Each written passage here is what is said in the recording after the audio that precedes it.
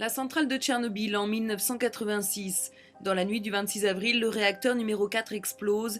Des centaines de milliers d'hommes sont envoyés pour éteindre l'incendie, puis pour construire une chape de béton au-dessus des débris.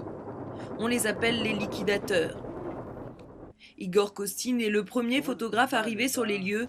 Il passe des jours entiers avec ses hommes.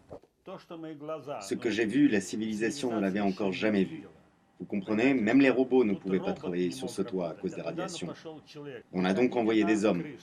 Ils restaient seulement 20 à 40 secondes sur le toit. Ils ne pouvaient pas rester plus car ils auraient été complètement irradiés.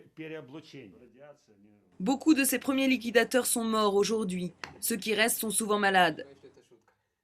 Dans le quartier de Troïekchina à Kiev, on a relogé ceux qui vivaient près de Tchernobyl en 86.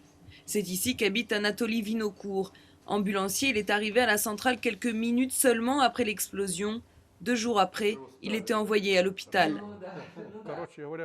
Les médecins m'ont trouvé des brûlures dues à l'irradiation sur le visage, à la cage thoracique et à la gorge. J'avais du mal à manger.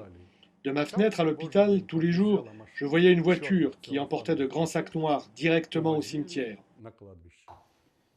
Aujourd'hui, Anatoly souffre d'une dizaine de maladies.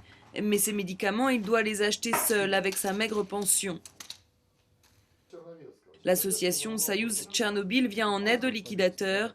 Ici, beaucoup sont remontés contre l'État. Ils ont l'impression d'avoir été oubliés. L'aide médicale pour les victimes de Tchernobyl a été divisée par 8, jusqu'à 6 millions de hryvnia. C'est l'équivalent de 20 centimes d'euros par personne et par an. Le pouvoir en Ukraine ne respecte rien, au point qu'il vole même les gens de Tchernobyl. Malgré cette amertume, la plupart des liquidateurs sont formels. Et si c'était à refaire, ils retourneraient à Tchernobyl sans hésiter pour sauver leur pays.